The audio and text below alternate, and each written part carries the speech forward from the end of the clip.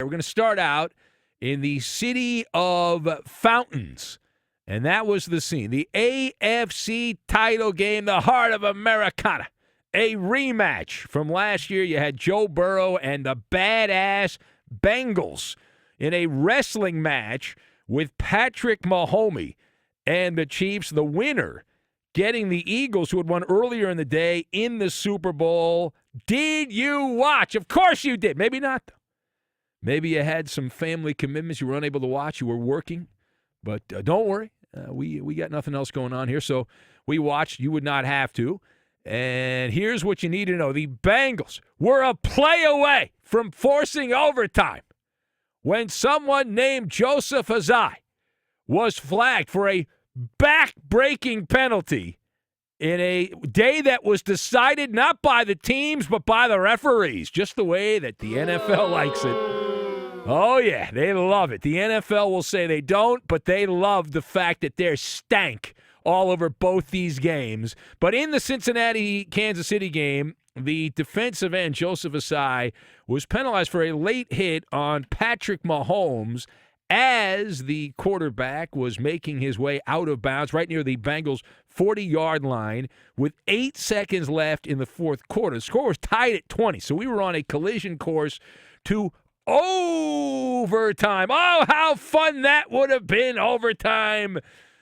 But alas, we did not get to overtime because of the 15-yard unnecessary roughness penalty call against Cincinnati. Mahomes picked up the first down. He had no timeouts remaining and would have had only one shot to get a little bit closer to attempt a long field goal, but the penalty pushed it up 15 yards. For a professional kicker, that's a chip shot. And that's essentially a chip shot. Harrison Buckner made it. A 27-yard line was where the ball was spotted. So a 45-yard field goal with 3 seconds remaining. Good afternoon, good evening, and good night. And the Chiefs get a 23-20 win in the AFC Championship game, as stanky as that is, and they go to Super Bowl 57 against the Eagles, who also not only had the opposing quarterbacks hurt for the 49ers, they also got pushed across the finish line by the referees in that game as well. What's going on, Roger Goodell? All right, let us discuss the question. Did the officials affect the outcome? We'll start with the AFC title game. We'll get to the NFC later. But did the officials affect the outcome of the AFC title game? So I'm nodding my head yes on this. I've got Autobahn, Shadows, and Guardian Angel. And we will tie all of these things together, and we are going to make a crooked zebra is what we're going to make. All right. So, there is a reason that on the social media platforms, hashtag NFL rigged was trending. There's a reason for that. It's not wrong. It's proper. The constituents saw what happened. Calls were made, and quickly, all of a sudden, that hashtag vanished into thin air. I wonder who called who. The NFL is a business partner with Twitter, for example. You think they might have made some phone calls, say, hey, that's a bad look for us? I don't know. Maybe they didn't. Maybe just randomly disappeared. But you don't want to mess with Big Brother. The Chiefs and Bengals are separated by millimeters, and all it takes is a non-call here or a non-call there to tip the scales, and that's what happened in this game. Now, congratulations to the Chiefs. They win the game. However, there is a whole lot of on that game. The officials were guilty of malpractice, intruding on the outcome of the game. Think of this as the Autobahn. A great official is like a really good driver on the Autobahn. You never notice they're there. And these referees were very noticeable, and I would use the word reckless officiating. Let me make my case right now. Okay, I'm going to make my case. Now, my evidence. The Bengals, you can look at the overall picture, but that only tells you part of it. The Bengals were called for 9 penalties, 71 yards. Chiefs, 4 penalties, so less than half of the Bengals total for 55 yards. Remember, you can call holding on every play you want. It's really a subjective exercise officiating, and the NFL referees chose to call more penalties on the Bengals in this game, but it was lopsided. But more importantly than that, you saw the game, it's the calls that were not made, right? The plays that were 50-50 that they chose to go to Kansas City. On the play in which Mahomes ran out of bounds and was flagged, you can't really make a stank about the penalty against Mahomes. You can make a stank that there should have been offsetting penalties on that play because the Cincinnati defensive end, Trey Hendrickson, was absolutely held by that fat-ass Orlando Brown of the Chiefs. That should have been flagged. It was not. It was clear and obvious on the replay. The refs let them play, swallowed the whistle. They didn't want to meddle with the outcome of the game, and they absolutely meddled with the outcome of the game, you dopes! You losers! They swallowed the whistle until the very end. But wait, there's more. The 29-yard return by Sky Moore, that punt return that set up the short field right there at midfield, Kansas City at their own 47-yard line. On that play, there were at least 2 blatant blocks in the back by Kansas City. In particular, number 47, Darius Harris of the Chiefs. Go look for yourself. I'm not making it up. I watched the replay. One of the 2 on the play was the Harris one. The officials either didn't see it or said, you know what, we'll just let them play. Let the boys play. Why not? So that directly impacted everything that happened after that. And here we have Kansas City with a tainted win in the AFC Championship game. Now, we always like to play the blame game for the Bengals losing, and Cincinnati did not start this game particularly well. They were only down 3 points, really 6, because the Chiefs got a field goal to start the second quarter right away. But it was 3-0 at the end of one. The first 2 drives for Cincinnati resulted in punts. They had no net yards over the first 15 minutes, 0 bupkis. The Chiefs had 109 at the end of the first quarter, so that made this an uphill battle. But the Bengals had gotten even. They gotten even.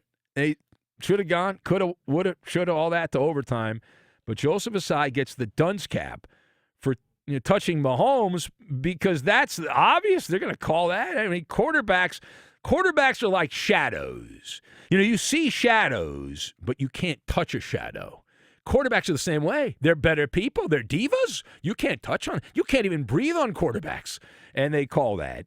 And so that's the way it's always been. But the fact that multiple other calls were not made against Kansas City, the NFL's going to do nothing. Ron Torbert, the referee in this game, and his crew, they'll probably get a game ball from the Chiefs and the NFL for a job well done. Way to go, boys. That's what we wanted. Meanwhile, neither team could run the ball. Joe Burrow, I believe, was the Bengals' leading rusher in this game. Joe Mixon was absolutely bottled up. He had 19 yards. And the Chiefs, they ran for even less than the Bengals. So, again, I go back to shoulda, coulda, woulda. And the difference, had the game gone to overtime, but the referees got involved. It reminds me that we point this out every postseason. We did it last year. We'll do it every year from now on. The NFL is recognized as an entertainment business. They're in the entertainment business. They are not a sport. Therefore, legally, they could actually fix the outcome of games. And when I first started covering the world of sports, I was a young pup, and there were old-timers that told me stories about the original big badass commissioner, this guy named Pete Rozelle, and the legend that they would go in and write up storylines in a smoke-filled room in the off-season at some resort to help enhance the brand of the NFL. There was an old guy that I interviewed years ago, and he's passed away, Bubba Smith, and he played in the Joe Namath Super Bowl and swears, he played for the Colts, and he swore that was a rigged deal.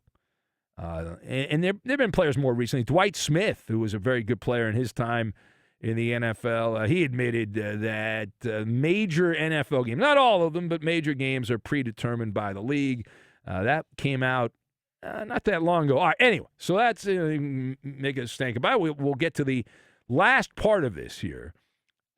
Patrick Mahomes. We were told that Mahomes suffered a high ankle injury, and he was not going to be as effective with that injury. My entire life, you have a high ankle injury, that's a month and a half minimum, even the minor injury.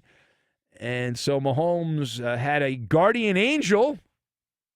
He had many guardian angels. They had stripes on. But he had a guardian angel looking out for him here. The Zebras are there. A man's best friend. Now, that's it. Mahomes did not look like a guy who had a high ankle sprain. He was milking it a little bit for the cameras and all that, but he certainly didn't perform like someone that had a legitimate high ankle sprain. Now, he was injured. I don't know what was wrong with him, but it was not what the Chiefs said. I don't believe that. His numbers were not a guy that had that kind of injury.